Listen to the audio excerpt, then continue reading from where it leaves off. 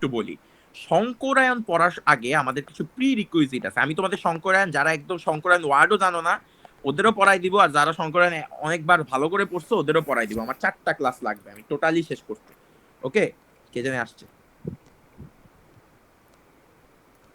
তো তোমরা আমার 4টা ক্লাস দাও, আমি একদম আগাগোড়া যা আছে সব শেষ করে দিব। দেখো, শঙ্করায়ন পড়ার জন্য প্রথম কথা শঙ্করায়ন 2 প্রকারের হয়। একটা হচ্ছে ভাইয়া নর্মাল শঙ্করায়ন, একটা হচ্ছে জটিল যৌগের শঙ্করায়ন। আমাদের কিছু প্রি রিকুইজমেন্ট আছে, মানে শঙ্করায়ন পড়ার আগে আমাদের কিছু জিনিস পড়তে হয়। সেই জিনিসটা পড়ার আগে যে জিনিসটা পড়তে হয় আজকে মূলত আমরা ওইটার দিকে আগে ফোকাস করব। সেটা হচ্ছে অরবিটাল অধিক্রমণ। ওকে, অরবিটাল অধিক্রমণ।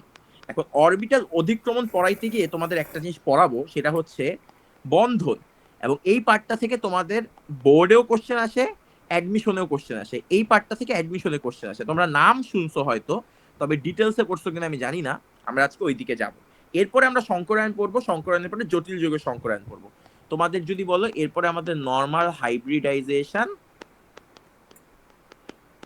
আর নর্মাল হাইব্রিডাইজেশনের পরে আসলে জটিল যৌগের শঙ্করায়ন, জটিল যৌগের শঙ্করায়ন। আচ্ছা, জটিল যৌগের শঙ্করায়ন থেকে বোর্ডে সবচেয়ে বেশি কোশ্চেন আসে, আর পুরা পার্টটা থেকে অ্যাডমিশনে সবচেয়ে বেশি কোশ্চেন আসে। তুমি যদি বলো এই চ্যাপ্টার সবচেয়ে ইম্পর্টেন্ট জিনিস কি অ্যাডমিশনের জন্য, শঙ্করায়ন আর ফাজানের নীতি। ওকে, তা আমরা আজকে যে পার্টটার দিকে ফোকাস করব সেটা হচ্ছে ভাই অরবিটালের অধিক্রমণ। ওকে, তারপরে আমরা আস্তে আস্তে শঙ্করায়নের বিল্ড আপে যাবো। তা আমাদের আজকের পার্টটা হচ্ছে ভাই অরবিটালের অধিক্রমণ। ভাই 2 সেকেন্ড উপরে লেখা হলো। অরবিটাল অধিক্রমণ কেউ পড়ছো এর আগে? হ্যাঁ ভাই, অরবিটাল অধিক্রমণ মানে ওই যে সিগমা বন্ড আর হ্যাঁ পাই হ্যাঁ, বন্ড। ওগুলা ওগুলা আজকে আমরা ওগুলা পড়বো, কারণ এই জিনিসটার বেসিকটা একটু ক্লিয়ার থাকতে হবে। তোমরা কে কেমনে পড়ছো আমি জানি না, তো এই বেসিকটা ক্লিয়ার না থাকলে সারা জীবন শঙ্করায়নে তোমরা প্যারা খাবে। আচ্ছা দেখো, আমরা আজকে যেটা পড়বো সেটা হচ্ছে অরবিটালের অধিক্রমণ।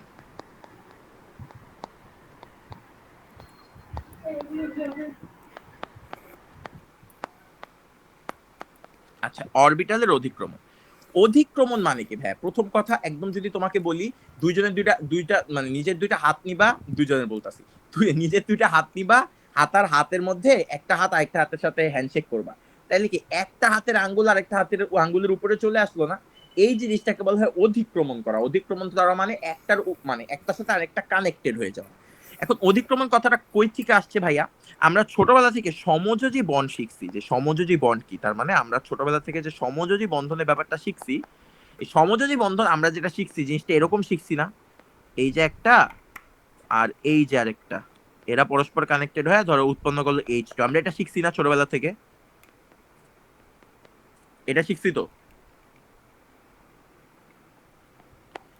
কিন্তু এটা আসলে রং ভাইয়া, এই প্রসেসে আসলে বন্ধনগুলো ঘটে না। আমরা যে 9-10-এ শিখে আসতেছি এগুলো আমাদের 9-10-এর বেসিক। 9-10-এ আসলে যা শিখায় এই কনসেপ্টটা ভুল। কেন ভুল ভাইয়া? কারণ সমযোজী বন্ধন কখনো এইভাবে কানেক্টেড হয় না। সমযোজী বন্ধনের ক্ষেত্রে যেটা হয়, সমযোজী বন্ধনের ক্ষেত্রে অধিক্রমণ ঘটে। অধিক্রমণ ঘটে মানে একজনের উপরে আরেকজন উঠে যায় এবং এরপরে বন্ধনটা গঠন হয়। এবং অধিক্রমণের কিছু শর্ত থাকে, কিছু কন্ডিশন থাকে। অধিক্রমের প্রথম কন্ডিশন হচ্ছে স্পিন বিপরীত হতে হবে। স্পিন বিপরীত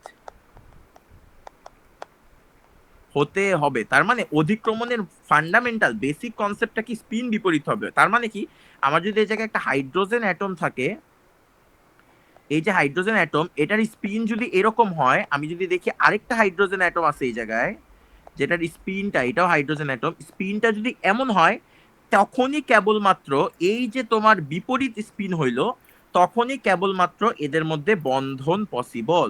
এদের মধ্যে বন্ধন পসিবল। বুঝছো আমি কি বলার চেষ্টা করছি? আমি বলার চেষ্টা করছি সমযোজী বন্ধন হইতে হইলে অধিক্রমণ হইতে হবে। অধিক্রমণ ছাড়া সমযোজী বন্ধন হওয়া পসিবল না। এখন এই অধিক্রমণকে ভাইয়া 3 ভাগে ভাগ করা হয়। অধিক্রমণকে কয় ভাগে ভাগ করা হয়? 3 ভাগে ভাগ করা হয়।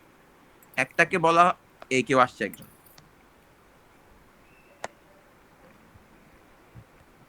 এই অনিরুদ্ধ কি অবস্থা, আসছো? ইয়া কই শাহিক আসে নাই তাহলে আমাদের খালি আজকে, তাই না? আসসালামু আসছে আলাইকুম ভাই, আসছে ভালো আছেন? হ্যাঁ, আসসালামু আলাইকুম ভাইয়া, ভালো ওয়ালাইকুম আছেন? আসসালাম। হ্যাঁ এই তো।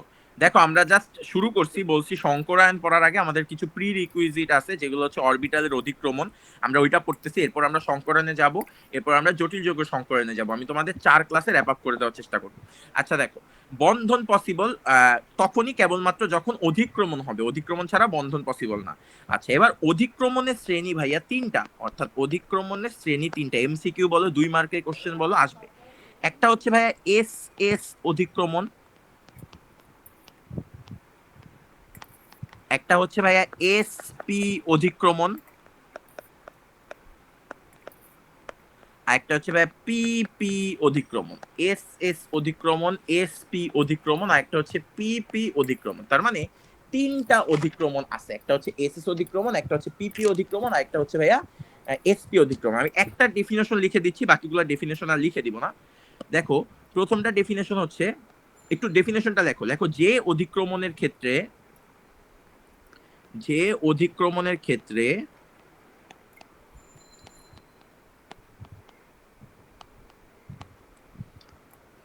দুইটি এস অরবিটাল, দুইটি এস অরবিটাল, যে অধিক্রমণের ক্ষেত্রে দুইটি এস অরবিটাল পরস্পরকে পরস্পরকে অধিক্রমণ করে, পরস্পরকে অধিক্রমণ করে, তাকে এস এস অধিক্রমণ, তাকে এস এস অধিক্রমণ বলে। আমি বাকি সংজ্ঞা লিখে দিলাম না, তবে আসলে এই স্টাইলে লিখতে হবে।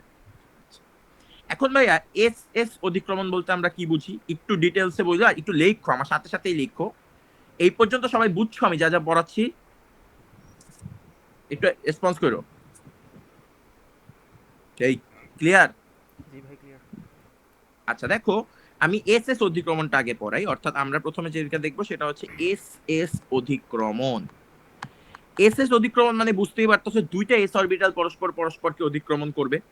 তার মানে কি, আমি একটা এক্সাম্পল দেখি। যেমন আমি যদি H2 এর গঠনের কথা চিন্তা করি, এই অধিক্রমণ কখন হবে? শুধুমাত্র সমযোজী বন্ধনের ক্ষেত্রে হবে। তাই আমি সমযোজী বন্ধনের অংশটাই দেখবো।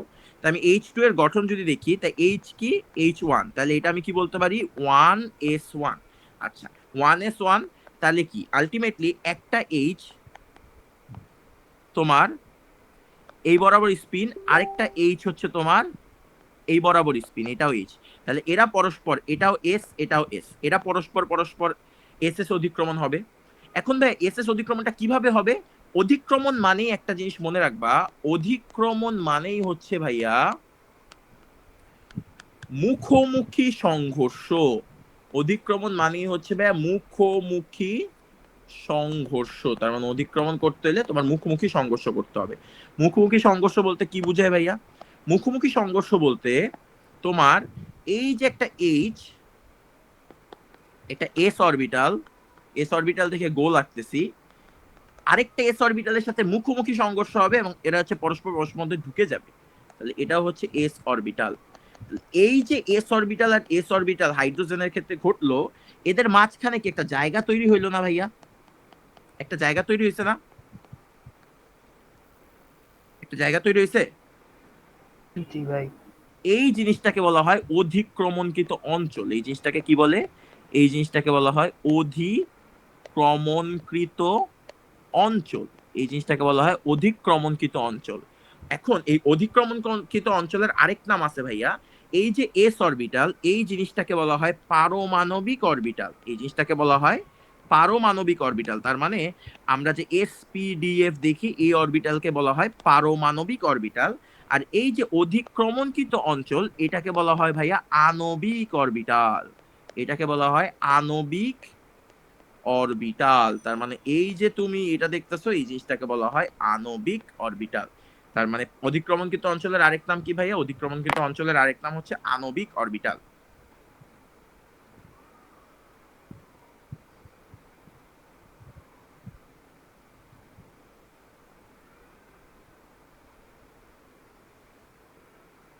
আচ্ছা, এই যে আণবিক অরবিটাল গেল, মনে রাখবা যার আণবিক অরবিটাল যত বেশি হবে, সেই বন্ধনটা তত, মানে সেই জিনিসটা তত শক্তিশালী হবে। আমরা এটা সামনে দেখব।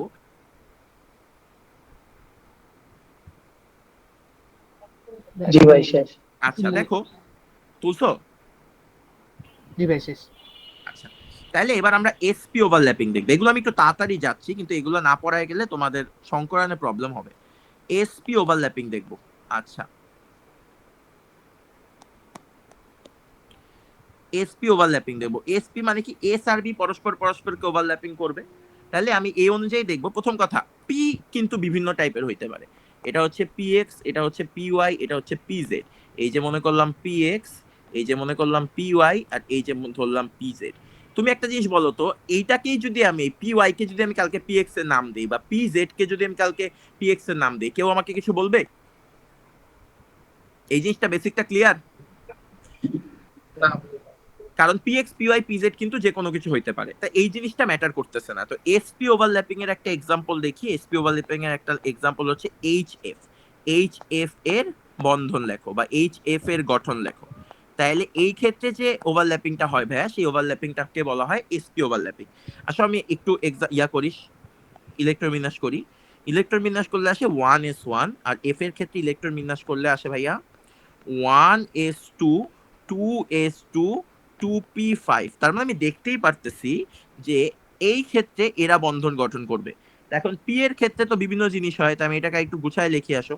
1s2, 2s2, 2px দুইটা, 2py দুইটা, 2pz একটা। তার মানে আমি দেখতে পারতাছি pz এর সাথে s এর সাথে pz এর ওভারল্যাপিং হবে, s এর সাথে pz এর ওভারল্যাপিং হবে। এখন ওভারল্যাপিং মানে আমি কি বলছিলাম ভাইয়া? ওভারল্যাপিং মানে বলছিলাম আমি মুখোমুখি সংঘর্ষ। তার মানে মুখোমুখি সংঘর্ষ, মুখোমুখি সংঘর্ষ।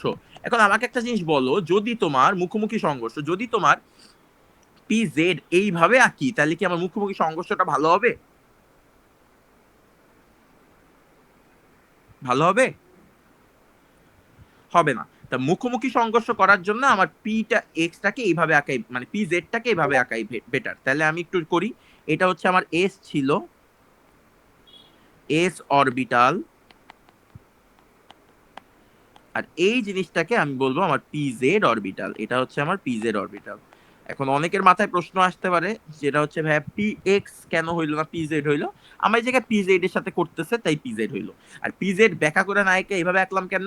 তোমাকে কেউ কিন্তু বলে নাই পিজেড ব্যাখ্যাই হবে। আমি আমার ইচ্ছা মতো অক্ষ নিতেই পারি জেড এর, ওটার কোনো প্রবলেম না। যেহেতু মুখোমুখি, তাই এইটা, তাই এই জিনিসটাকে বলা হবে কি? এই জিনিসটার নাম কি হবে? উত্তর দাও। এই জিনিসটার নাম কি বলবো আমরা? অধিক্রমণ অঞ্চল। অধিক্রমণ অঞ্চল। আরেকটা কি নাম আছে? আণবিক অরবিটাল। অরবিটালের অধিক্রমণ অঞ্চল। আচ্ছা ভাই, তাহলে কি এস এর সাথে পিএক্স বা পিওয়াই এরও হইতে পারে নাকি? হ্যাঁ, সেম পিএক্স এরও হইতে পারে, পিওয়াই এরও হইতে পারে। আমি এইভাবে আঁকবো তখন। ওকে। এটা হচ্ছে আণবিক অরবিটাল। এই জিনিসটা হচ্ছে ভাইয়া আণবিক অরবিটাল। এই জিনিসটাকে বলে আণবিক অরবিটাল। আচ্ছা, এটাকে বলে এসপি ওভারল্যাপিং। আচ্ছা আচ্ছা, আজকে কয় নাম্বার ক্লাস আমি ভুলে গেছি আসলে, ধরো আজকে লেখি নেই। আমাদের লাস্ট ক্লাস কই ছিল? এটা না তো, এটা লাস্ট ক্লাস ছিল। হ্যাঁ, এটা লাস্ট ক্লাস ছিল না, নাকি এরপরে পড়াইছি? এইটা আমাদের লাস্ট ক্লাস ছিল না? জি ভাই। ওকে। ও হ্যাঁ, দা এন্ড লেখা ছিল।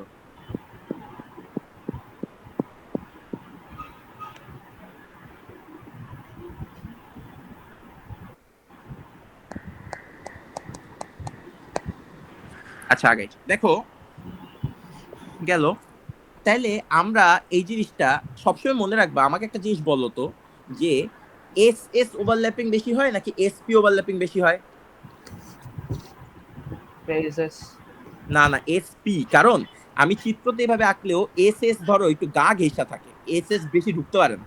বাট একটা গোলের সাথে যখন এই বরাবর একটা কিছু থাকে, এটা আরো অনেক বেশি ঢুকা যায়। তাই এসপি ওভারল্যাপিংটা বেশি হয়। বুঝতে পারছো?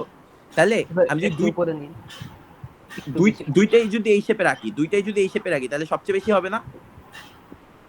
বুঝছো আমি কি বলছি? আমি চিত্র আঁকার সময় তো একটু বড় করে আঁকি, এর জন্য তোমার মনে হতে পারে এসএস ওভারল্যাপিংটা বেশি হয়। আসলে না, যারা আর কি পি শেপের হয়, ওরা একটু ডাম্বেল আকৃতির, না ওদের একটা অংশ অনেক বেশি ঢুকা যায়, এর জন্য ওদের ওভারল্যাপিংটা বেশি হয়। ওকে, তাহলে এসএস থেকে এসপি এর ওভারল্যাপিংটা আরো বেশি হয়। এবার আমরা যদি পিপি এর ওভারল্যাপিংটা করি, এবার আমাদের কাজ হচ্ছে পিপি এর ওভারল্যাপিং করা।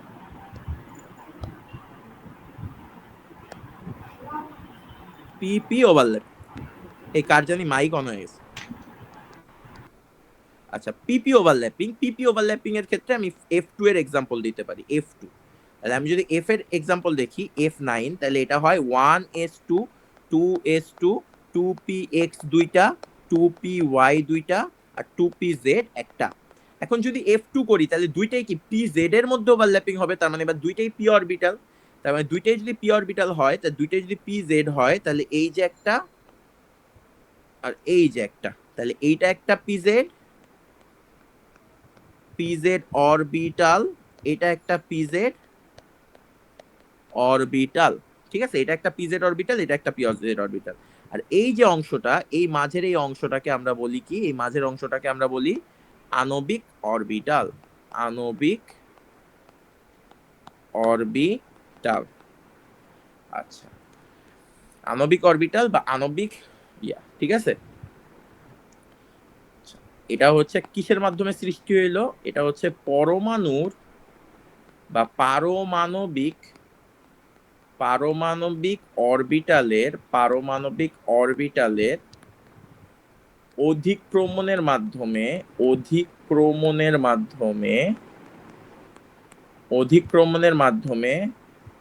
সৃষ্টি হয়। আচ্ছা,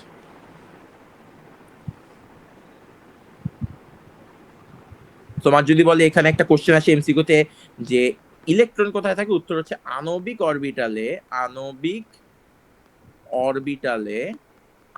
অরবিটালে ইলেকট্রন থাকে। শেষ।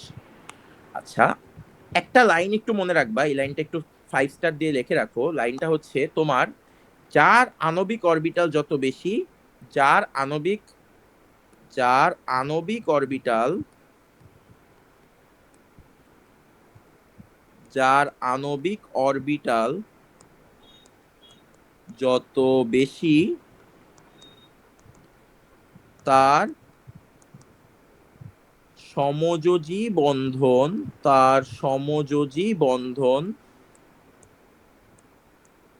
তত বেশি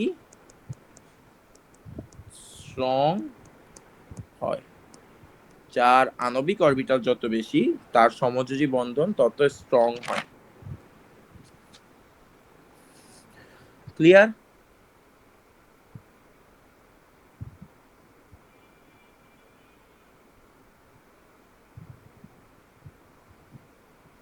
এই আণবিক অরবিটাল যত বেশি বলতে কি যতটা, অধিক্রমণ অঞ্চলের পরিমাণ বেশি?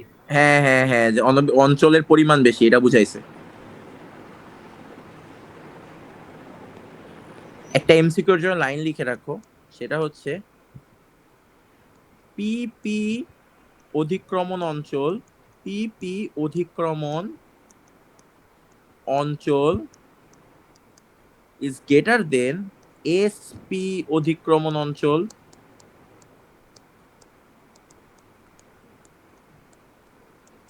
ইজ গ্রেটার দেন এস অধিক্রমণ অঞ্চল। পিপি এর অধিক্রমণ অঞ্চল সবচেয়ে বেশি থাকে, এরপর এসপি এর অধিক্রমণ অঞ্চল বেশি থাকে, এরপর হচ্ছে হলো গিয়ে এস এর অধিক্রমণ অঞ্চল বেশি থাকে। আচ্ছা, ডান, আগাবো।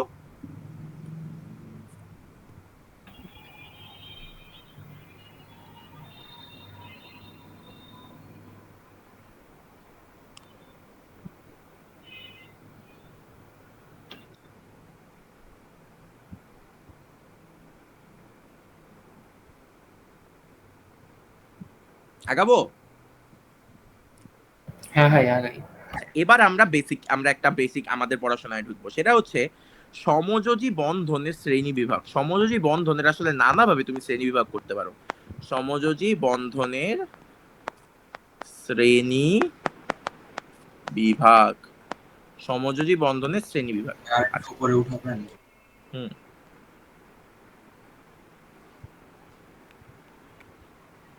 হ্যাঁ ভাই। লেখো অধিক্রমণ অঞ্চলের উপর ভিত্তি করে, লেখো অধিক্রমণ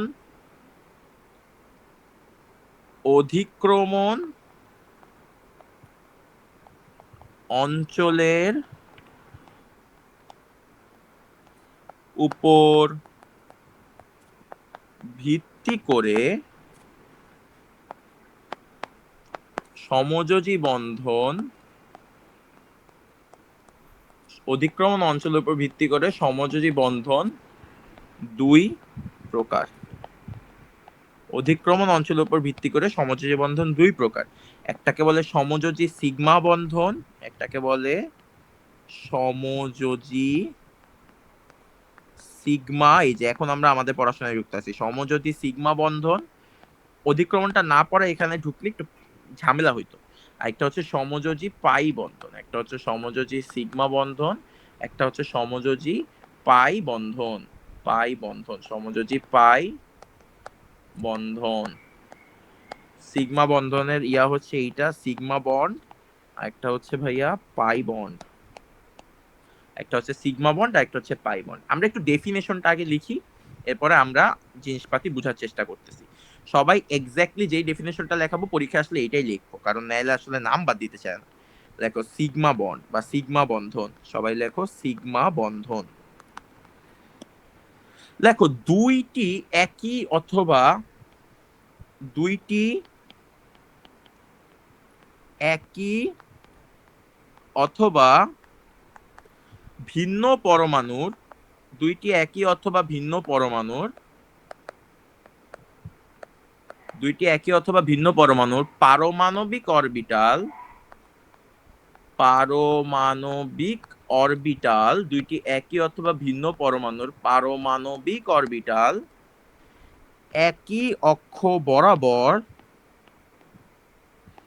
একই অক্ষ বরাবর, দুটি একই অথবা ভিন্ন পরমাণুর পারমাণবিক অরবিটাল একই অক্ষ বরাবর সামনাসামনি, সামনাসামনি বা মুখোমুখি, মুখোমুখি,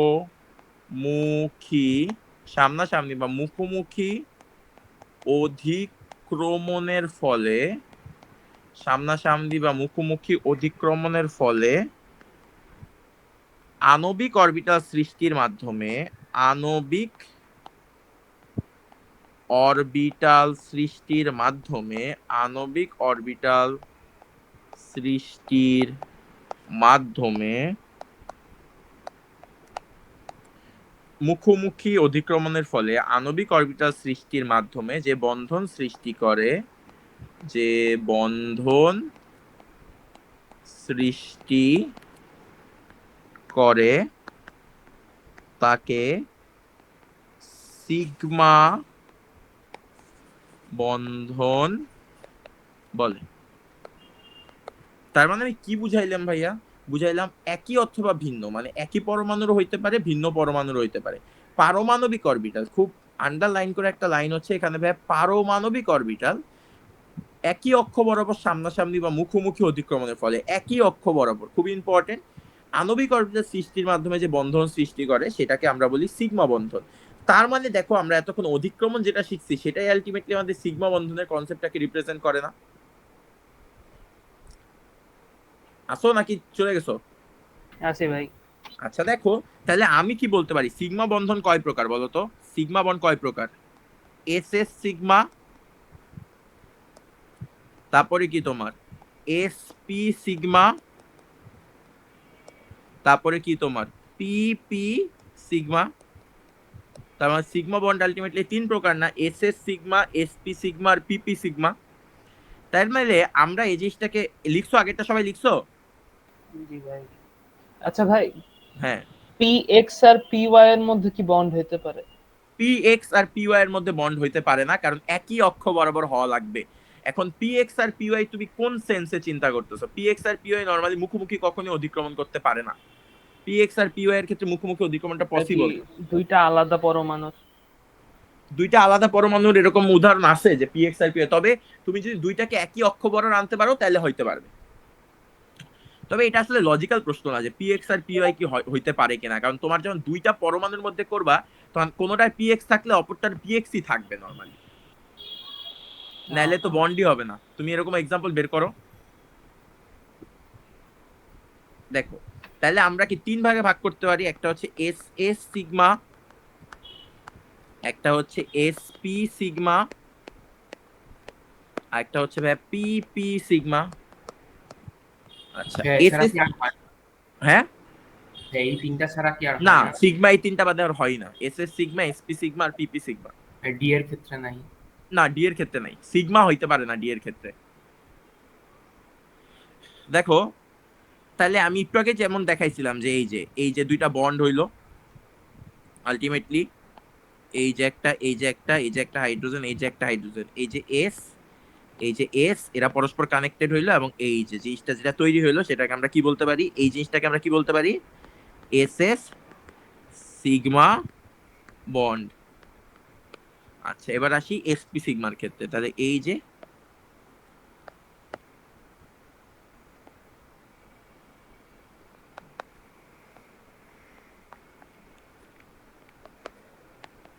হাইড্রোজেন আর ফ্লোরিনের ক্ষেত্রে আমরা কি দেখলাম, এটা হচ্ছে এসপি সিগমা, এটাকে আমরা কি বলতে পারি, এসপি সিগমা বন্ড। আর পিপি সিগমা যদি দেখি,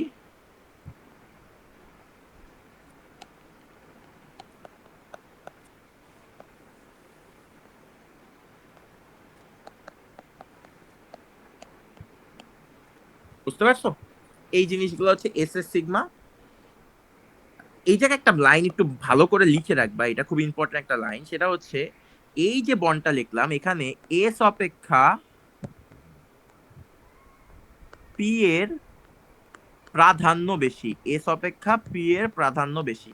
তার মানে এটা আমাদের একটা এমসিকিউ লাইন যে এটা আমাদের এস অপেক্ষা পি এর প্রাধান্যটা বেশি। বুঝতে পারছো?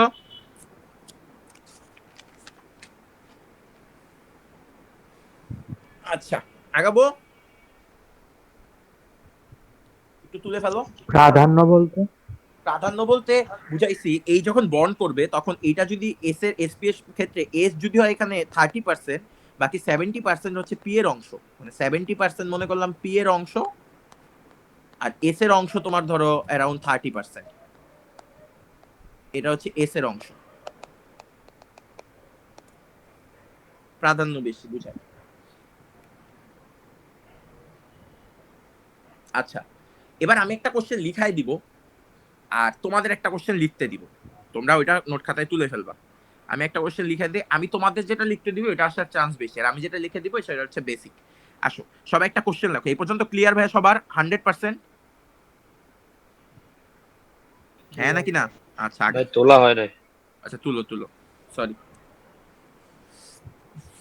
আজকে তো বার্সেলোনা খেলা, তোমাদের হ্যাঁ, বার্সেলোনা কে আছো? হ্যাঁ আমি কি মনে হয় আজকে কে জিতবে? ভাই ভয় লাগতেছে, বার্সে- অ্যাওয়েতে তো বার্সেলোনা তো হারা উচিত। আজকে জিতলে কি ভালো। অ্যাওয়ে না? হ্যাঁ, আজকে away। অ্যাওয়ে, আজকে স্যান সিরোতে। ওই টান টান অবস্থা। তবে বার্সেলোনা যতদিন সবুজ জার্সি পরে খেলছে ততদিন বার্সেলোনা হারছে। ভাই এইসব লজিক আর কত দিবেন ভাই? কত কিছু লজিক দেওয়া যায়। ভাই এই লজিক দা রিয়াল মাদ্রিদকে হারাইছিলেন। আরে মাদ্রিদ তো এবার একটু ব্রেক নিছে, প্রতিবারই তো জিতে, এবার ভাবছে যে বাকিদের একটু সুযোগ দেওয়া হোক। তাই নাকি? সহমত। আচ্ছা একদম আগে সহমত বলে। ঠিকই তো ভাই, গতবারও তো আমরা জিতছি তো, মানে বার্সেলোনা যে আমাদের অপমান করবে বা পচাবে, এখনো তো ইউসিএল নেক্সটটা কেউ জিতেই নেই, এখনো তো আমরাই কারেন্ট চ্যাম্পিয়ন। তাও ঠিক। আসো আগাই, আগাবো, তুলছো? কিছু বললাম না। ভাইয়া এই চ্যাপ্টারের অর্ধেক হচ্ছে কেমিক্যাল বন্ড, নাকি 4 ক্লাসে এই অর্ধেক শেষ করবে? না কেমিক্যাল বন্ড অর্ধেক না, আমরা সংকরায়ন পড়তেছি, আমি কিন্তু কেমিক্যাল বন্ড পড়াচ্ছি না। তুমি যে কেমিক্যাল বন্ডের কথা বলতেছো ওইটা আরেকটা পার্ট, ওটা হচ্ছে hydrogen bond, van der Waals bond, সমযোজী বন্ধন, আয়নিক বন্ধন, সন্নিবেশ বন্ধন, তারপরে হচ্ছে হলো গিয়ে আরো অনেক কিছু আছে। আমার শুধুমাত্র এই যে সংকরায়ন পড়তে সমযোজী বন্ডের সিগমা পাইটা লাগতেছে, তাই আমি পড়তেছি। আমি কিন্তু আয়নিক, সন্নিবেশ, তারপরে ও ধাতব, তারপরে হাইড্রোজেন, ভ্যান ডার ওয়ালস এগুলো পড়াচ্ছি না, বুঝছো? এগুলো আমাদের প্রিরিকুইজিট সংকরায়নটা করার জন্য। আগে আসো সংকরায়নটা ভাই, তোমার, হ্যাঁ বলো। আমার আসলে মানে চ্যাপ্টার 3 ফুল নোট না, এখন কি মানে ওই যে কি বলে মমিত ভাই একটা বই আছে না, ওটা নিলে হবে?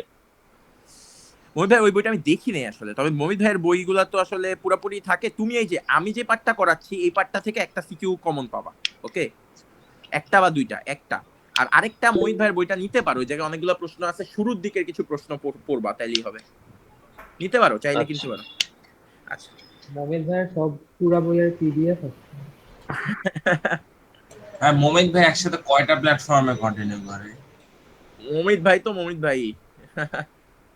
আচ্ছা দেখো, আমি যে পার্টটা করাই দিচ্ছি তুমি এটা আমার বাইরে কিছু পাবা না, তুমি আমার নোটটাই ভালো করে পড়েছো। আচ্ছা একটা কোশ্চেন দেখো, S S sigma, SP sigma, একটা হচ্ছে পিপি সিগমা, কোনটি বেশি শক্তিশালী? কোনটি বেশি শক্তিশালী, এটাও আসতে পারে, অথবা কোনটি বেশি স্থায়ী সেটাও আসতে পারে। কোনটি বেশি শক্তিশালী, বা S S sigma, SP sigma, P PP sigma, কোনটি বেশি স্থায়ী? কোনটি বেশি স্থায়ী? আচ্ছা গেল, কোনটি বেশি শক্তিশালী বা কোনটি বেশি স্থায়ী। তো আমি এটার ব্যাখ্যা লেখাইলাম না, সিম্পল কথা, যার অধিক্রমণ কিন্তু অঞ্চল বেশি সে বেশি স্থায়ী। তো তোমাদের কাজ হচ্ছে প্রথমে এই জিনিসগুলা তিনটারই চিত্র আঁকা। চিত্র আঁকা বলতে এই এস এস মানে এটা হচ্ছে তোমার এস এস সিগমা, এটা তোমার এসপি সিগমা। আচ্ছা এটা আমার আঁকা অনেক বাজে হয়েছে।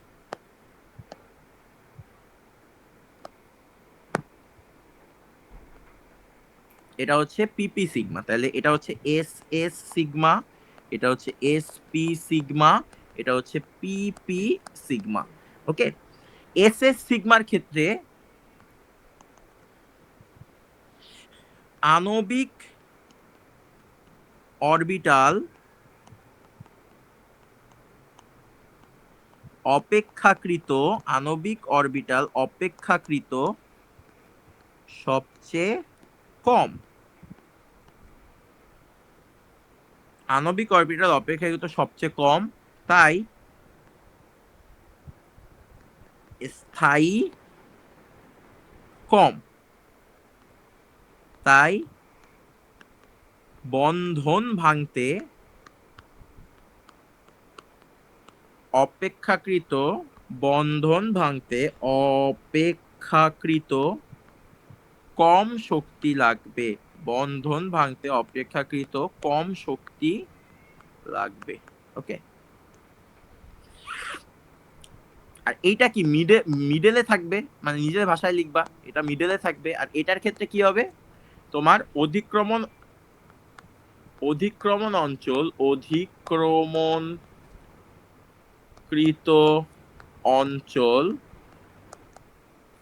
সবচেয়ে, অধিক্রমণকৃত অঞ্চল সবচেয়ে বেশি, তাই স্থায়িত্ব সবচেয়ে বেশি, তাই কি স্থায়িত্ব সবচেয়ে বেশি। আর স্থায়িত্ব সবচেয়ে বেশি হইলে ভাঙতে, মাহিবুর কি ক্লাসে আছে? না ভাই, সরি। ভাঙতে সবচেয়ে বেশি, মাহিবুর কথা বল না কেন, আজকে শক্তি লাগবে। আচ্ছা তাহলে পড়াইতেছেন মজা লাগে না? হ্যাঁ, থিওরি সব থিওরি তো, এখন তো তোমার এই চ্যাপ্টার তো থিওরি। জানি। এগুলা কিন্তু একটা বাজে অভ্যাস মাহিবুর, পরে দেখবা থিওরিতে কেমিস্ট্রি সবই থিওরি আসে, আটকায় যাচ্ছ। ম্যাথ করতে মজা লাগলে হবে না, থিওরি মুখস্থ করতে হবে। করি তো পরীক্ষা। তোমরা এটা একটু তুলাম, এক সেকেন্ড আসতেছি।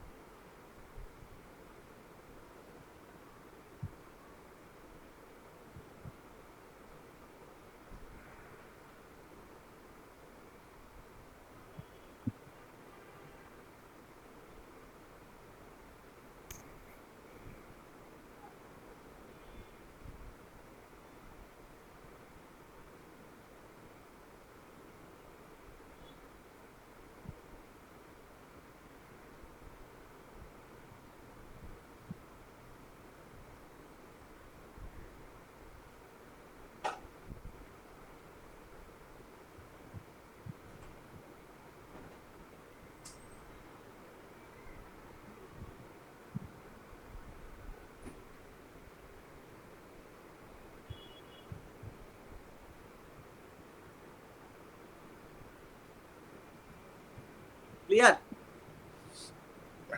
আচ্ছা, আমরা আগে আসো। আমি তোমাদের একটা কোশ্চেন দিব, এটা তোমাদের পরীক্ষা আসার চান্স অনেক বেশি। সেটা হচ্ছে দুইবার এসপি লিখছে, কি? এস হবে না লাস্টেরটা? লাস্টেরটা মানে এসএস হবে। আচ্ছা, লাস্টেরটা এসএস হবে। এই লাস্টেরটা এসএস হবে, ভুলে এসপি লিখছি, বলছি তো এসএস। আচ্ছা, একটা কোশ্চেন তোমাদের পরীক্ষায় আসবে, সেটা হচ্ছে 2 মার্কের জন্য H2 HF ও F2 এর স্থায়িত্বের ক্রম ব্যাখ্যা করো। স্থায়িত্বের ক্রম ব্যাখ্যা করো। আচ্ছা, একটা জিনিস মনে রাখবা, এই কোশ্চেনটা আসলে র্যান্ডম ব্যাখ্যা দেওয়া যাবে না। এক্স্যাক্টলি যা পড়াইছি এই স্টাইলে ব্যাখ্যা দিতে হবে। এর কারণ অনেকে স্থায়িত্ব বলতে কি এটাই বুঝে না, বাট এইটা কিন্তু বন্ধন পার্ট থেকে আসছে, সেহেতু তোমার এটা বন্ধনের ব্যাখ্যাটা দিতে হবে। ওকে, আমি আর এখানে টাইম নষ্ট করলাম না, এটা তোমরা লিখে ফেললো। ওকে, আচ্ছা, ভাই খালি ক্রোমটা লিখে দেন। ক্রম তো তুমি বলো, স্থায়িত্ব হবে কোনটা সবচেয়ে বেশি? ফ্লোরিন। F2 HF H2O এটা না, এটাই তো আমরা ব্যাখ্যা করলাম এতক্ষণ। আচ্ছা দেখো, এখন আমাদের একটা জিনিস শিখতে হবে, সেটা হচ্ছে সিগমা বন্ডের বৈশিষ্ট্য। এইটা হচ্ছে তোমার অ্যাডমিশনের জন্য ইম্পর্টেন্ট, এমসিকিউ এর জন্য ইম্পর্টেন্ট, তোমাদের অনেক সময় ক্ষতেও আসে সিগমা বন্ডের বৈশিষ্ট্য লিখো। আর অ্যাডমিশন অনেক সময় তোমার 2টা যৌগ দিয়ে বলবে নিচে যে যে বন্ড হচ্ছে তার ব্যাখ্যা করো, ওটার মধ্যে সিগমা পাই থাকলে ওদের বৈশিষ্ট্য ব্যাখ্যা করতে হয়। ঠিক আছে, তো সিরিয়াল বা একটু লেখো। 1 নাম্বার লেখো, সিগমা বন্ধনে সামনাসামনি অধিক্রমণ ঘটে। দেখো, সিগমা বন্ধনে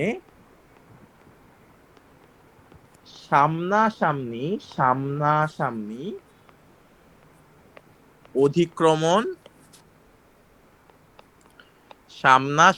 অধিক্রমণ ঘটে, তাই সিগমা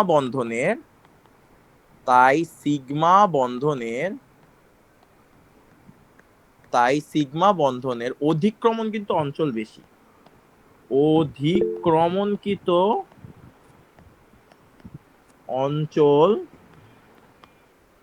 বেশি হয়। আর 2 নাম্বার লেখো, সিগমা বন্ধন দৃঢ় হয়। সিগমা বন্ধন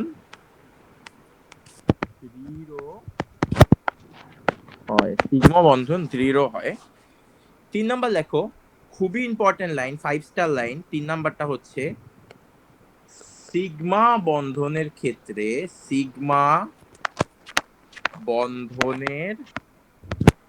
ক্ষেত্রে মুক্ত ঘূর্ণন সম্ভব।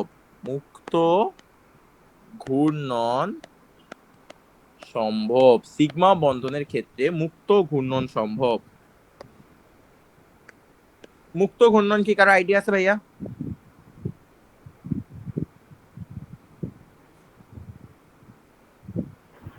ইলেকট্রনের চলাচল না। মুক্ত ঘূর্ণন সম্ভব, বন্ধনের ঘূর্ণনটা সম্ভব। যেমন আমি একটু দেখাই, ভাই পরমাণুটা সিগমা বন্ড ধরো আমি এইভাবে করলাম, সিগমা বন্ড হচ্ছে,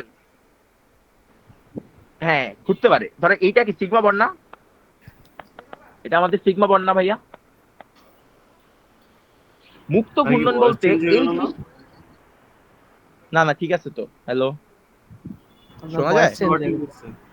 ভয়েস চেঞ্জ হয়ে গেছে? কেমনে পসিবল? কিছুক্ষণের আবার জন্য ঠিক আছে। 3বার আচ্ছা, চেঞ্জ। এবার ঠিক আছে? হ্যাঁ ঠিক আছে। আচ্ছা, সিগমা বন্ডে মুক্ত ঘূর্ণন পসিবল বলতে ভাইয়া এই জিনিসটা সিগমা বন্ড, তাহলে এই জিনিসটা কি এরা পরস্পর কানেক্টেড আছে? এরা কি পরস্পর কানেক্টেড আছে? কানেক্টেড যে আছে ভাইয়া, এই জিনিসটা থাকার পরে এই জিনিসটা এই সাইডে ঘুরতে পারে, এই যে এরা না ঘুরতে পারে, এই যে এই পাশে এই জিনিসটা আর এই জিনিসটা এরা ঘুরতে পারে। তারপরেও এই বন্ডে নষ্ট হবে না, কারণ এই জায়গায় আমার একটা জিনিস আছে, যেই কারণে এরা যদি সারাদিনও ঘুরে, এই যে এরা যদি এইভাবে করে ঘুরে, কোনো বন্ড কোনো ক্ষতি হবে না। তার মানে কি সিগমা বন্ডের ক্ষেত্রে মুক্ত ঘূর্ণনটা পসিবল। বুঝতে পারছো কি বুঝাইছি আমি? সিম্পলি তোমার মাঝে যদি ধরো এই যে মাঝে একটা বন্ড আছে, এই মাঝে একটা বন্ড আছে, এরা কি পরস্পর কানেক্টেড না? এটাই তো আমার সিগমা বন্ড।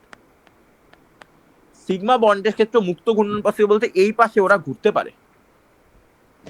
ঠিক আছে, এই পাশে ওরা ঘুরতে পারে, এই জিনিসটা হচ্ছে তোমার সিগমা বন্ড, এর কারণে মুক্ত ঘূর্ণনটা পসিবল। তোমরা যখন পাই বন্ড পড়বা পাই বন্ড যখন পড়াবো তখন দেখবা ঘুরলে, দেখো এটা যদি সারাদিনও ঘুরে এই স্ট্রাকচারটা কি নষ্ট হবে? স্ট্রাকচারটা কি কোনো দিক দিয়ে নষ্ট হবে? স্ট্রাকচার নষ্ট হবে? আমাকে অ্যান্সার দাও তো। না। অ্যাটম গুলা ঘুরবে কেন? হ্যাঁ, স্ট্রাকচারটা অ্যাটমের ঘুরতে পারে, ঘোরার কি তো স্ট্রাকচারটা ঘুরতে পারে। এই যে মুক্ত ঘূর্ণন মানে স্ট্রাকচারটা ঘুরতে পারে, এই জিনিসটা ঘুরতে পারে, স্ট্রাকচার নষ্ট হবে না। বাট তোমরা যখন পাই বন্ড পড়বা তখন দেখবা স্ট্রাকচারটা ঘুরতে গেলে পুরা জিনিসটাই নষ্ট হয়ে যায়, মানে ওরা ঘুরতে পারেই না, ওরা এই জিনিসটা পুরোপুরি নষ্ট হয়ে যায়। বুঝতে পারছো? এটা পাই পড়তে গেলে দেখবা যে ঘুরতে গেলে পুরোপুরি নষ্ট হয়ে যায়। আচ্ছা, এই পর্যন্ত তুলছো? আচ্ছা, 4 নাম্বার একটা লেখো, সেটা হচ্ছে সিগমা বন্ড তুলনামূলক, সিগমা বন্ড তুলনামূলক অধিক স্থিতিশীল হওয়ায়, অধিক স্থিতিশীল হওয়ায়, সিগমা বন্ড তুলনামূলক অধিক স্থিতিশীল হওয়ায় রাসায়নিক বিক্রিয়ার প্রতি, রাসায়নিক বিক্রিয়ার প্রতি, রাসায়নিক বিক্রিয়ার প্রতি, রাসায়নিক বিক্রিয়ার প্রতি কম সক্রিয়, সক্রিয়, কম সক্রিয় হয়। তার মানে সিগমা বন্ড তুলনামূলক অধিক স্থিতিশীল হয়, রাসায়নিক বিক্রিয়ার প্রতি কম সক্রিয় হয়। ওকে। আর 5 নাম্বার খুবই ইম্পর্টেন্ট, আবারও 5 নাম্বারটা 5 স্টার লাইন, সেটা হচ্ছে ভাইয়া কোন যৌগের, কোন যৌগের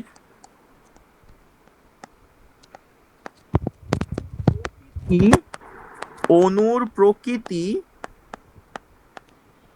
সিগমা বন্ড দ্বারা, সিগমা বন্ধন দ্বারা নির্ধারিত হয়, নির্ধারিত। কোন যৌগের অণুর প্রকৃতি সিগমা বন্ধন দ্বারা নির্ধারিত হয়। ডান, সবাই একটু তুলো এটা। এরপর আমরা পাই বন্ডে চলে যাব। সিগমার পাই পড়লে আমরা এরপরে সংকরায়নে প্রবেশ করতে পারবো। আজকে ক্লাস হবে কটা পর্যন্ত? 10টা 10। ওকে।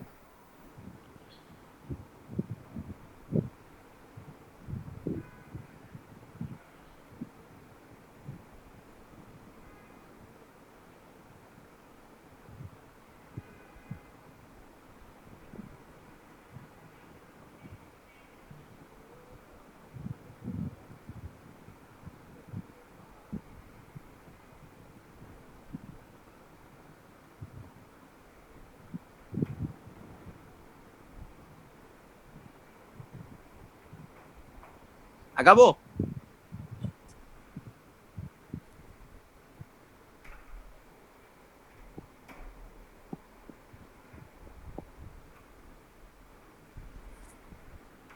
আচ্ছা, এবং এখন আমরা যেটা শিখবো সেটা হচ্ছে ভাই পাই বন্ধন বা পাই বন্ড।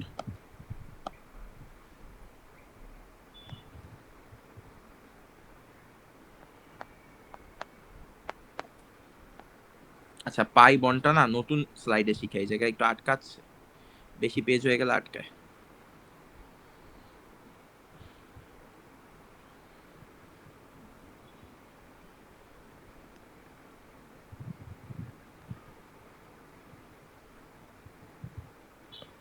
দেখো পাই বন্ধন,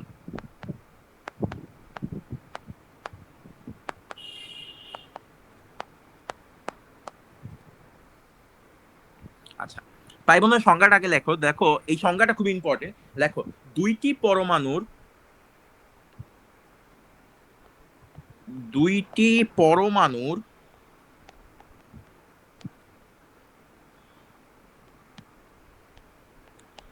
দুইটি পারমাণবিক অরবিটাল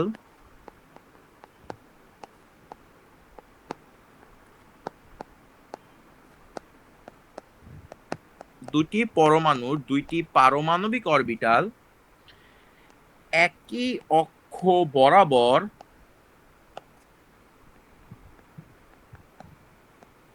একই অক্ষ বরাবর পাশাপাশি অতিক্রমণের ফলে, পাশাপাশি অধিক্রমণের ফলে দেখো দুইটি পারমাণবিক অরবিটাল একই অক্ষ বরাবর পাশাপাশি অধিক্রমণের ফলে যে সমযোজী বন্ধন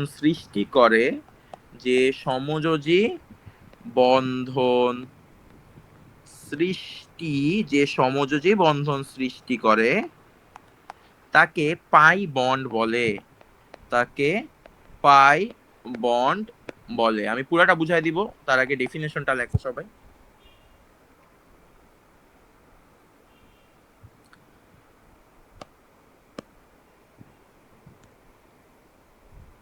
থার্ড ব্র্যাকেট দিয়ে আমাদের খুব একটা স্ট্রং লাইন লিখতে হবে, সেটা হচ্ছে লেখো সিগমা বন্ধন ব্যতীত কখনো পাই বন্ধন হতে পারে না।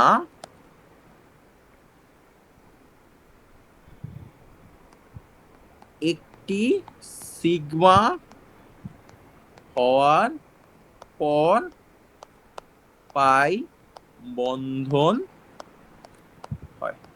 একটা সিগমা হওয়ার পরে পাই বন্ধন হয়। আচ্ছা, আরেকটা লাইন লেখো, সেটা হচ্ছে দুটি পরমাণুর মাঝে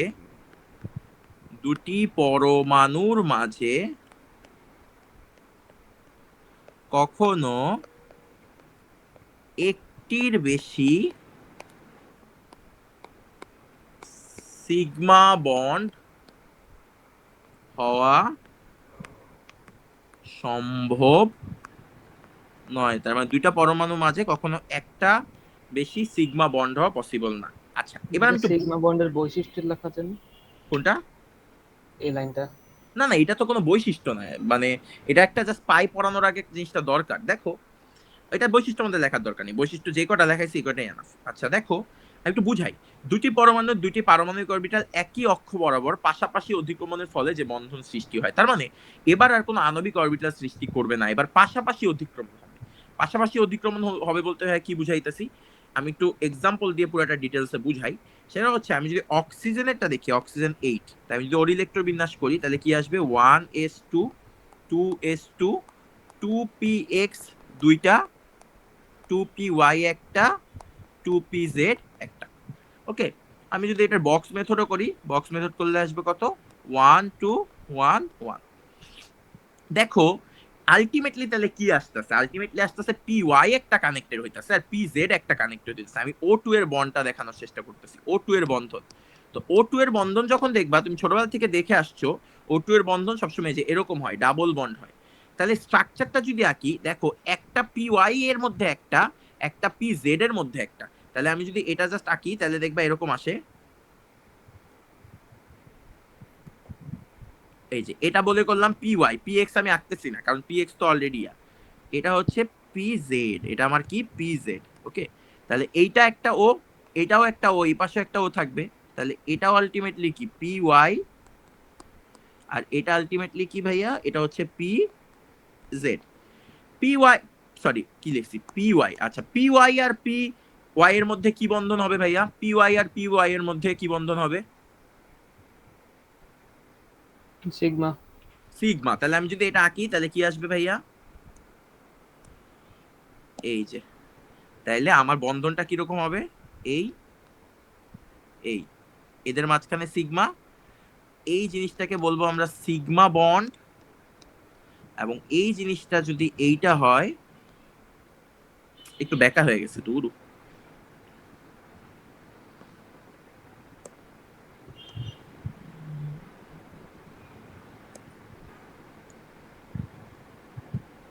আচ্ছা, এই জিনিসটা যদি হয় তাহলে এদের মাঝখানে যে বন্ধনটা হবে, যেটা আণবিক অরবিটাল সৃষ্টি হইল না, পাশাপাশি এই জিনিসটা যেহেতু পাশাপাশি আছে, এই জিনিসটা এইভাবে করে পাশাপাশি অতিক্রমণ করবে, তখন এইটা হচ্ছে একটা পাই বন্ড, এই যে এই জিনিসটা হচ্ছে পাই বন্ড, এই টোটালটা মিললে একটা পাই বন্ড তৈরি হইলো। ঠিক আছে, এরা কোনো আলটিমেটলি পাশাপাশি আলটিমেটলি কোনো ইয়া হইলো না। মানে সরি, এরা ডিরেক্টলি আণবিক অরবিটাল সৃষ্টি করলো না, এরা হচ্ছে পাশাপাশি অধিক্রমের মাধ্যমে হইলো। তাহলে আমি যদি করি তাহলে আলটিমেটলি নিচেরটা সারা জীবনই সিগমা হবে, আর উপরেরটা কি হবে, এটা হবে পাই বন্ড। বুঝতে পারছো সবাই? সিগমা পাইয়ের কনসেপ্টটা বুঝতে পারছো? পাই বুঝছো? আচ্ছা, একটা জিনিস মাথায় রাখবা, সেটা হচ্ছে কখনোই তোমার একটা পাই বন্ড হওয়ার জন্য একটা ধরো এক্স অক্ষ বরাবর আছে, এই পর্যন্ত সবাই তুলছো?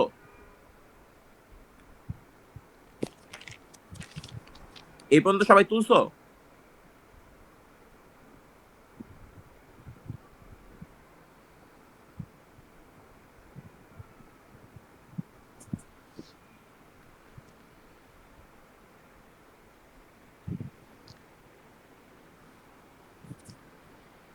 আচ্ছা, তুলছো?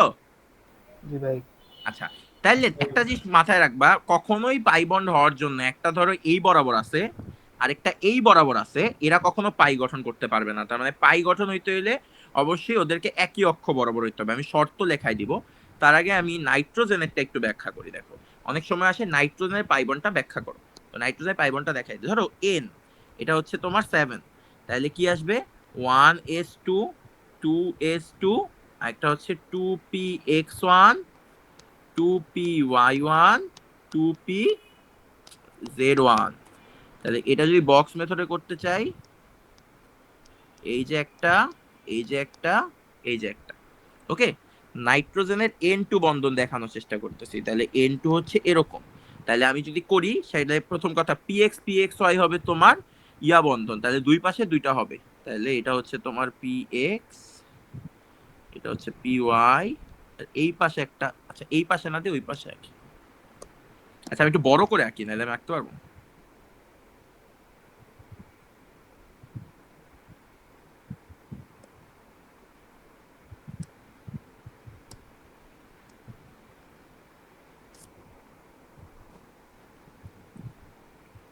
এই যে px py pz, তাহলে এটা যখন বন্ধন গঠন করবে, এই পাশে হচ্ছে px, এই যে py, আর এই বরাবর হচ্ছে pz। দেখো এটা pz, তার মানে এটা হচ্ছে মনে করলাম p, এই জিনিসটা px, এটা py, আর এটা হচ্ছে pz, এটা হচ্ছে px, সরি এটা py, এটা px, আর এটা pz। একটা জিনিস তোমরা খেয়াল করলে দেখবা যে আমি কিন্তু সেম অক্ষ বরাবর আঁকছি, একটু ভালো করে দেখো। একটা আমার এই বরাবর এক্স অক্ষ বরাবরই আছে, একটাই সোজা ওয়াই অক্ষ বরাবরই আছে, আর এইটা যে অক্ষ বরাবর দিছি এটাও সেই অক্ষ বরাবর দিছি। তাহলে এই যে বন্ধনটা, এই বন্ধনটাকে আমরা বলবো হচ্ছে সিগমা বন্ড। এই যে বন্ধনটা, এই যে বন্ধনটা,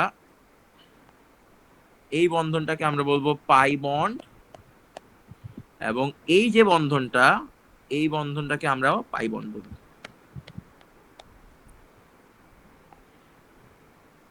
এটাও আমরা হচ্ছে পাই বন্ড।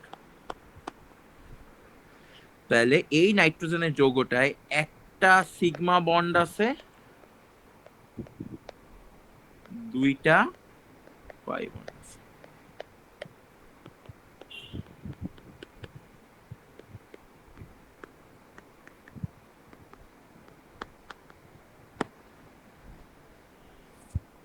বুঝতে পারছো? নাইট্রোজেনের বন্ধনটা একটু সুন্দর করে রাখতে হবে, আমি একটু পচা করে রাখছি আসলে।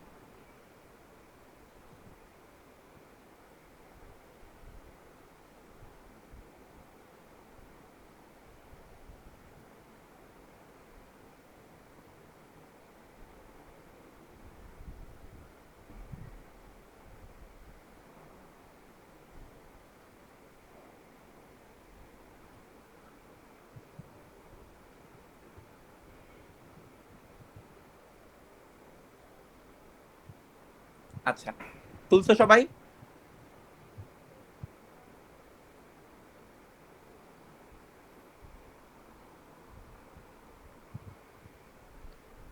এই তুলছো? জি ভাই। আচ্ছা, এবার লেখো পাই বন্ধনের দুইটা শর্ত, এটাও তোমাদের কোশ্চেনে আসে আর এমসিকিউ এর জন্য ইম্পর্টেন্ট। সেটা হচ্ছে পাই বন্ধনের, পাই সিগমার মধ্যে বেসিক পার্থক্য সবাই বুঝছো তো? হ্যাঁ নাকি না? কি ভাই? আচ্ছা দেখো, পাই বন্ধনের দুইটা শর্ত। এক নাম্বার শর্ত হচ্ছে, দেখো দুইটা পরমাণুর মধ্যে, দেখো অধাতব দুটি পরমাণুর মধ্যে, অধাতব দুটি পরমাণুর মধ্যে একই অক্ষ বরাবর, একই অক্ষ বরাবর দুটি অর্ধপূর্ণ অর্ধপূর্ণ অর্বিটালের সামনাসামনি সামনাসামনি বা মুখোমুখি, সামনাসামনি বা মুখোমুখি অধিক্রমণ, সামনাসামনি বা মুখোমুখি অধিক্রমণ দ্বারা, সামনাসামনি বা মুখোমুখি অধিক্রমণ দ্বারা একটি সিগমা বন্ধন গঠনের, একটি সিগমা বন্ধন গঠনের পর উভয় পরমাণুতে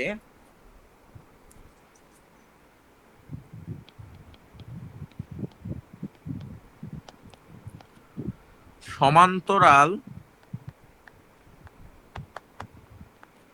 দুটি অর্ধপূর্ণ বা বিশুদ্ধ পি অরবিটাল, বিশুদ্ধ পি অরবিটাল থাকতে হবে। তার মানে কি বললাম ভাইয়া? বললাম যে আগে একটু তুলো, 1 মিনিট একটু তুলো, আমি এটা তারপরে ক্লিয়ার করে দিচ্ছি। আমি এটাই কিন্তু এতক্ষণ পড়াইছি।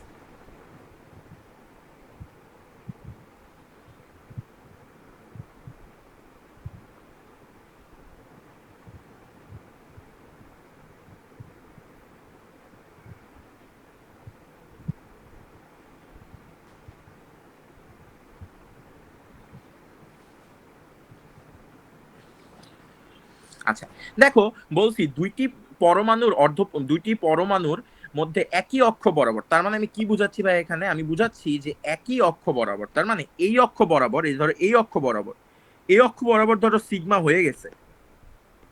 এই একই অক্ষ বরাবর সিগমা হওয়ার পরে অবশ্যই উভয় পরমাণুতে, তাহলে কি এইটা একটা পরমাণু, এইটা একটা পরমাণু, এই অংশ একটা পরমাণু, এই অংশ একটা পরমাণু, উভয় পরমাণুতে দুটি অর্ধপূর্ণ বা বিশুদ্ধ পি অরবিটাল থাকতে হবে। তার মানে এই সমান্তরাল, উভয় পরমাণুতে সমান্তরাল, অর্থাৎ পি এইরকম একটা পি থাকতে হবে, অথবা এইরকম অধিক্রমণ হওয়ার পরে এইরকম একটা পি থাকতে হবে, অথবা তোমার এইরকম অধিক্রমণ, এটা সিগমা, এটা হচ্ছে সিগমা, এটা সিগমা, তারা থাকার পরে এই যে এইটা এইটা এরকম থাকতে হবে। তাইলে আমি বলতে পারবো এটা হচ্ছে আমার পাই, এটা হচ্ছে পাই, এই যে এভাবে কানেক্টেড হয়ে পাই, এটা পাই, এটা পাই, এভাবে কানেক্টেড হয়ে পাই। তারপরে এই যে এইটা এটার সাথে কানেক্টেড, এইটা এটার সাথে কানেক্টেড, এইটা এটার সাথে কানেক্টেড, এইটা এইটার সাথে কানেক্টেড, এইটা আবার এটার সাথে কানেক্টেড, এই যে পাই, এই যে পাই, এই যে পাই, এই যে পাই। কিন্তু এরকম থাকলে হবে না যে এইটা সিগমা হয়েছে, তোমার এই দিকে একটা পি আছে, এমনি একটা পি আছে, তার মানে এইটা পাই বন্ড হবে না। ক্লিয়ার হয়েছে ভাইয়া কি বলতে চাইছি?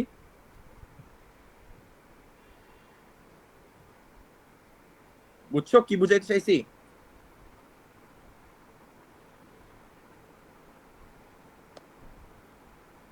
জি ভাই। আচ্ছা তাহলে লেখো শর্ত 2। দেখো সিগমা বন্ধনে আবদ্ধ, সিগমা বন্ধনে আবদ্ধ, সিগমা বন্ধনে আবদ্ধ দুটি পরমাণুতে নিউক্লিয়াসের দুটি পরমাণুতে নিউক্লিয়াসের অক্ষের উপর লম্বভাবে থাকা এবং পরস্পর সমান্তরাল পি অরবিটালের পাশাপাশি অধিক্রমণ ঘটলেই পাই বন্ধন গঠন সম্ভব। তার মানে এই যে এইটা এতক্ষণ বুঝাইলাম যে ওদের অবশ্যই যেটা মানে যে অক্ষ বরাবর সিগমা হচ্ছে ওইটার সাথে লম্ব ভাবে থাকতে হবে, ঠিক আছে? এবং লম্ব ভাবে ওরা হচ্ছে হলো গিয়ে ওই বরাবর দুইটা থাকলেই তোমার পাই বন্ধন গঠন সম্ভব। আমরা পাই বন্ধনের বৈশিষ্ট্য দিয়ে আস্তে আস্তে শেষ করব, পাই বন্ধনের বৈশিষ্ট্যতে যাব, এরপর আমরা জাস্ট থিমটা ক্লিয়ার করব শঙ্করায়নের, তারপরে আমরা নেক্সট ক্লাস থেকে শঙ্করায়ন শুরু করব।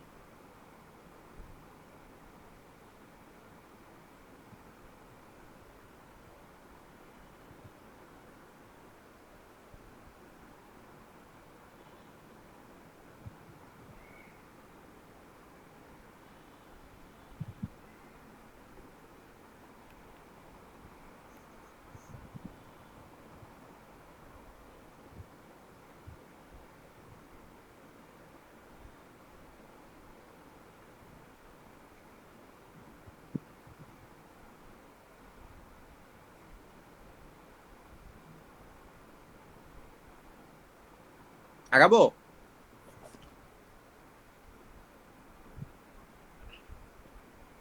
আজকে তোমরা সব মরা মরা কেন? অন্যদিন তো চিল্লাপাল্লা করে ফাটাই ফেলো। পরীক্ষার জন্য কি সব নেতায় গেছো নাকি? জি ভাই। লেখো এই পাইছে বিষয়ে ভাই। হ্যাঁ একে 3টা কুইজ ছিল আর কি, এখন একটা বাকি আছে বৃহস্পতিবারে। কি আর কি কুইজ বৃহস্পতিবারে? বৃহস্পতিবারে ফিজিক্স। এনডিসির এখন কুইজের কোশ্চেনগুলো কেমন করতেছে এই মোমেন্টে? নর্মাল বলা যায়। ইয়া কি করছো, কেমিস্ট্রি কেমন করছো? কেমিস্ট্রি হয় নাই এ রাউন্ডে। হয় নাই? না, হবে। ও আচ্ছা, তোমাদের কি ইয়া ভেদে ভিন্ন হয়? অনিরুদ্ধ, তোমাদের না কেমিস্ট্রি হইলো? ভাই ওটা তো থার্ড রাউন্ডে, ফোর্থ রাউন্ড তো হবে। ও আচ্ছা আচ্ছা, ফোর্থ রাউন্ডে ফিজিক্স ইয়া এমনি হইছে কি কি? ভাই বাংলা, ইংরেজি আর আজকে আইসিটি হইলো ফোর্থ রাউন্ডে। কেমন দিছো? ভালোই। ভাই ইংরেজি তো ফিজিক্সে কোন চ্যাপ্টার আছে? ভাই, তরঙ্গ। ও তরঙ্গ। তরঙ্গ পড়ছো সব? না, না শেষ ভাই করো নাই? এখন করি নাই। রাহাত ভাই কি ইয়া জারিফ রাহাত ভাইয়ের কাছে করো না? ওই স্পেশাল ব্যাচ শুরু করলে করবো আর কি। ভাই রনি ভাই হইতেছে রাহাত ভাই আবার টানছে জানেন। হ্যাঁ জানি, ওই দিন আসছিল, রাহাত ভাই আসছিল, মেহেদি ভাই আসছিল, অনেক কাহিনী হয়েছে তোমাদের সাথে। কাহিনী কিছু বলেন ভাই। সামনাসামনি দেখা হইলে বলি, মানে অনলাইনে বলাটা তো আসলে বুঝোই তো, বলবো না সামনে দেখা হলে। রেকর্ডিং শেষে বলবো। বলেন ভাই বলেন। আচ্ছা দেখা হইলে বলবো না কথা। তার উপর আবার রেকর্ডিং হইতেছে আল্লাহ। রেকর্ডিং শেষে। তবে নেক্সট ওই যে ভাইকে মানে দিয়ে দিব। ইয়া বললো না, আচ্ছা থাক থাক, এটা আবার ইউটিউবে যাবে রেকর্ড তো। করতেছি আমিও ভাই। লেখো পাই রনি ভাই বন্ধনের পেয়ে যাবে বৈশিষ্ট্য, এটা। মানে ভালোর জন্যই আসছে ভাইয়েরা, তোমাদেরকে বলবো না। আচ্ছা লেখো, 1 নাম্বার লেখো, ভাই তাও তো ডাকবেন না। পাই বন্ধনের, হ্যাঁ পাই বন্ধনের, আচ্ছা আমরা কিন্তু নেক্সট উইকেই যাব খাওয়া দাওয়ায়। পাই বন্ধনের অধিক্রমণ, আমার এক্সামটা অনেক দিন ধরে হয়েছে আসলে, আমার নিজেই অনেক ইয়া, লাস্ট এক্সামটা খারাপও দিছি।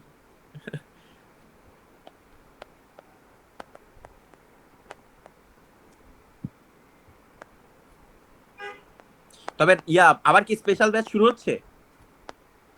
স্পেশাল ব্যাচ ছিলই। রনি ভাই একে গানটা টানতেছিল। ও আচ্ছা, এখন আবার রাহাত ভাই ক্লাস নিবে? হ্যাঁ, স্পেশাল ব্যাচ আর নরমালের মধ্যে পার্থক্য তেমন নেই। মানে পার্থক্য কি জানতে চাইলা নাকি তুমি বললা? কিছু বুঝি নাই কি বললা। পার্থক্য তেমন একটা নাই। মানে ওই তো একই জিনিসই তো পড়ায় আসলে।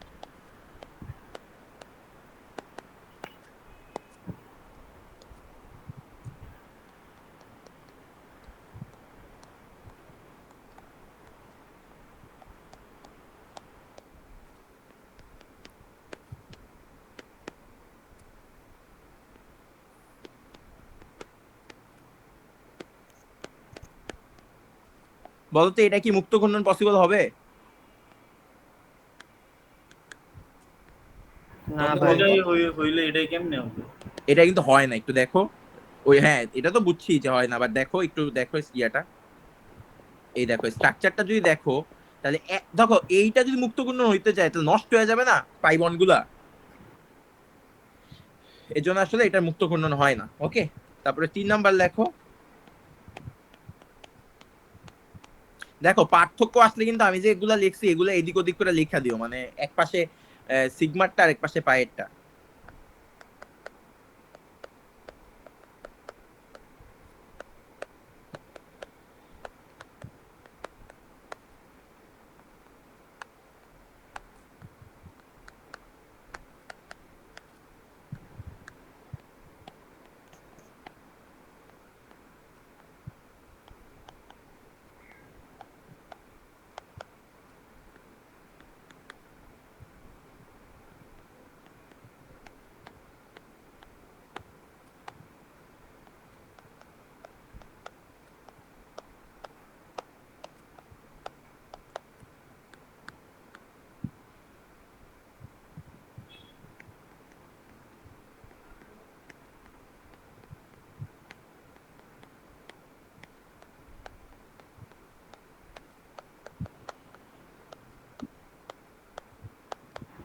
ভাই আপনাদের কি এমন হচ্ছে যে কলেজে যে প্র্যাকটিক্যাল না লেখার মানে লেখার সময় মানে প্র্যাকটিক্যাল পরীক্ষার সময় কেউ খাতা দেখে লিখতেছে দেখে খাতা ছিঁড়ে ফেলছে?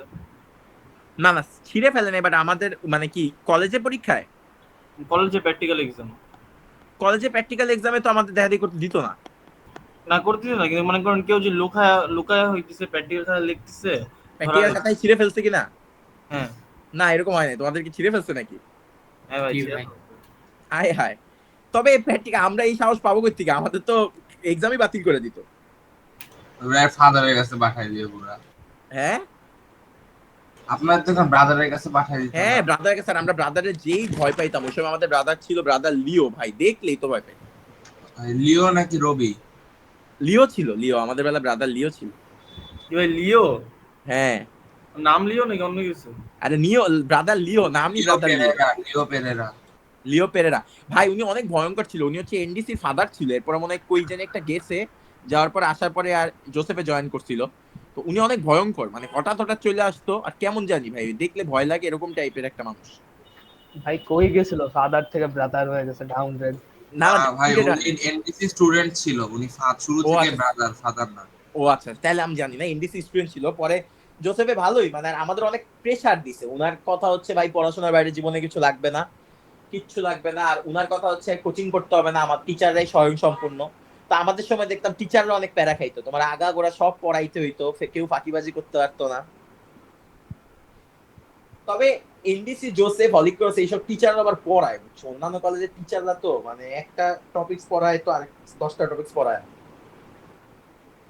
টাইপ ওয়াইজ তো বুঝাই না, টাইপ কি আবার, খালি টপিকস পড়াইছি এই বেশি, ম্যাথ বাসার থেকে নিজেরা করে ফেলি। তবে এগুলা চেঞ্জ হচ্ছে বুঝছো, আগামীতে আরো চেঞ্জ হবে। যেমন এখনকার স্কুলেও একটু পড়ানো আবার শুরু করছে টিচাররা, কিছু কিছু টিচাররা, বাট এই জিনিসটা আস্তে আস্তে চেঞ্জ হবে, যে কোচিং নির্ভর এই জিনিসটা আসলে ঠিক না। আর স্পুন ফিডিং ভালো না, বুঝছো। তোমরা আমার এখন বলতে পারো যে ভাইয়া কি বলতাছে, কিন্তু প্রবলেম হচ্ছে ধরো আমাদের সময় মাঝখানে একটা জিনিস শুরু হয়েছিল, আমাদের 22 ব্যাচে বিশেষ করে আমরা নিজেরাও দেখছি, এমন না যে দেখি নাই, বা আমরা নিজেরাও পড়াই, এই যে এমসিকিউ সলভ করে দেয়, বা ওই যে সিকিউ সলভ করে 20-30টা। তোমরা এই টাইপের ভিডিও দেখছো কখনো ইউটিউবে? অনেক ভাই, অহরহ। এটা ভালো না, এর কারণ এমসিকিউ সিকিউ এগুলো না তুমি সলভ করবা, নাহলে আসলে তো ওই জিনিসটা তুমি ধরো 400টা এমসিকিউ আমি বসে বসে সলভ করাইলাম, তোমার লাভ কি হইলো? তোমার ব্রেন যেটা ভাবতো আমি ওটা ভাইপা দিছি। এমন হইতে পারে যে তুমি 100টা এমসিকিউ সলভ করতে গিয়ে 5টা আটকায় গেছো, আমি তোমাকে ওইটা হেল্প করতে পারি। বাট আমি তোমাকে টাইপ ওয়াইজ এমসিকিউ আইনা আমি এমসিকিউরও টাইপ ওয়াইজ বানায় এরপরে সিরিয়াল বাই সলভ করাইতাছি, আর তুমি ওটা মুভির মতো দেখতেছো, এটা ভালো না, কারণ তুমি তাহলে ব্রেনটা খাটাইলাই না। আমি তোমার পাইবন্ধনের বৈশিষ্ট্য পড়াইছি, এখন পাইবন্ধন থেকে যা প্রশ্ন আসবে আমার টপিক্সে না থাকলেও এটা তোমার বের করতে হবে যে পাইবন্ধন কই থেকে আসলো। ম্যাথ গুলা নিজের করতে হবে, বিশেষ করে ফিজিক্সে। তুমি যদি থিম পড়া পড়া এমসিকিউ গুলা নিজে প্র্যাকটিস না করো, তাহলে তুমি জীবনে যে থিমটা ক্লিয়ার হয়েছে এটাই তো বুঝবা না, বুঝছো? আচ্ছা দেখো, এই যে আমরা পাই বন্ধন সিগমা বন্ধন এগুলা পড়ছি, এগুলো পড়ার একটাই উদ্দেশ্য, সেটা হচ্ছে আমরা এখন সংকরায়নে ঢুকবো। আজকে আমি সংকরায়ন পড়াবো না, কারণ তোমাদের আবার ক্লাস আছে। সংকরায়ন নিয়ে আমি জাস্ট একটা কথা বলি। সংকরায়ন হচ্ছে কার হয়? সমযোজী বন্ধনের হয় না? কখনো কি সমযোজী বন্ধন বাদে আয়নিক বন্ধনের সংকরায়ন দেখছো? আয়নিক যৌগের না। সংকরায়ন হয়? সমযোজী যৌগের হয়। তার মানে সংকরায়ন হয় হচ্ছে ভাইয়া সমযোজী যৌগের। আচ্ছা, সমযোজী যৌগের সবকিছু ব্যাখ্যা করার জন্য দুইটা থিওরির আবিষ্কার হয়েছে, মানে সমযোজী যৌগের ক্যারেক্টারিস্টিক্স ব্যাখ্যা করার জন্য।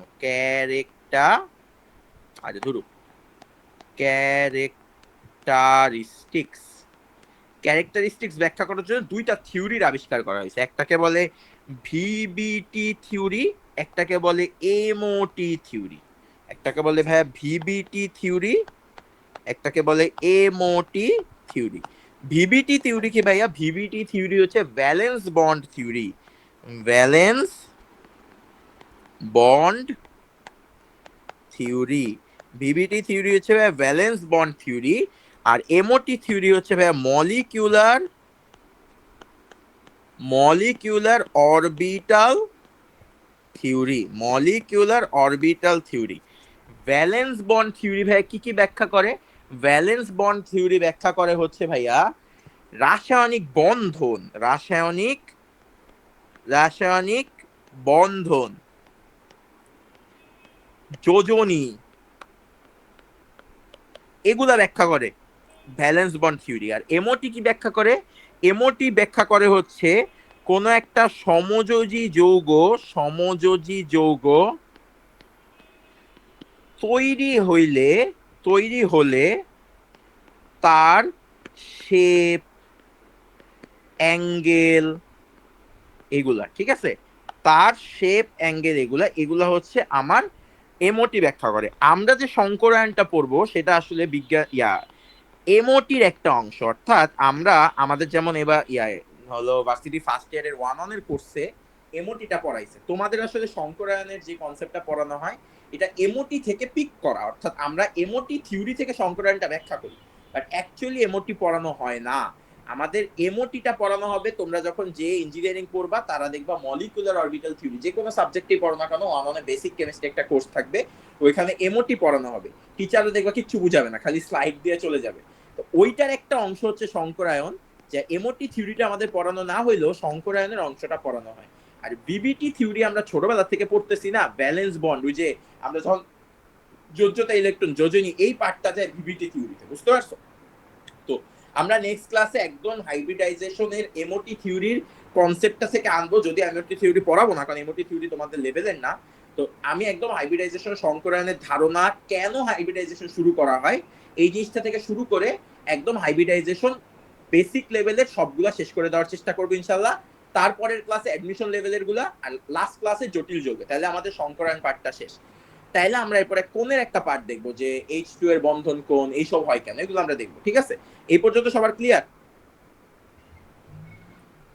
বুঝছো? এই ক্লিয়ার সবার? আচ্ছা, তাহলে আমরা আজকে বন্ধন পার্টটা দেখলাম, একটু রিডিং করে রাখো। আমরা নেক্সট ক্লাস কবে নিয়ে আমি জানাই দিব। নেক্সট ক্লাসে সংকরায়ন শুরু করবো, এবং ওই দিন আমরা এই যে এইটা আজকে পড়াইতেছিলাম, এই যে এইটা তোমাদেরও পড়াবো, এই যে লিগ্যান্ড ফিগ্যান্ড, এগুলাই হচ্ছে জটিল যৌগের। এটা আজকে সকালে তোমাদের এক ব্যাচ সিনিয়র ওদের পড়াইছি। সংকরায়ন যতগুলো আছে জটিল যৌগের, এই জায়গায় মোট 8টা যৌগ পড়াইছি। 8টা যৌগ দিয়ে তোমার জটিল যৌগ যা আছে সব শেষ হয়ে যায়। তো এটা তোমাদেরও পড়াবো। এই 8টা যৌগ করলেই একদম অ্যাডমিশন পর্যন্ত কভার হয়ে যায়। ম্যাগনেটিক মোমেন্ট বের করা শিখাইলাম, আর হচ্ছে তোমার এই যে বন্ধন কিছু জিনিস শিখাইছি, যেগুলো ওদের শিখাইছে।